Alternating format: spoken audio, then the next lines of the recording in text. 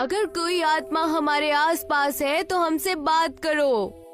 तभी कमरे में ठंड बढ़ने लगी और बोर्ड पर रखा गोल शीशा अपने आप खिसक कर हेलो पर पहुंच गया, जिसे देख सबको थोड़ी हैरानी हुई। लेकिन प्रियंका ने हिम्मत करके अगला सवाल किया, तुम्हारा नाम क्या है? वो शीशा अपने आप अल्फाबेट्स पर घूमने लगा और उनसे मिलकर एक नाम बना, वंदना। अब नेहा के डर का कोई ठिकाना नहीं था। उसने डर के मारे अपना हाथ छुड़ा लिया। मुझे नहीं खेलना ये गेम। ये तुमने क्या किया? हमें उस ईविल को वापस भेजने से पहले हाथ नहीं छोड़ना था। लेकिन मुझे बहुत डर लग रहा है। तभी अचानक से कमरे की लाइट ब्लिंक करने लगी और उनको एक खतरनाक हंसी सुनाई दी।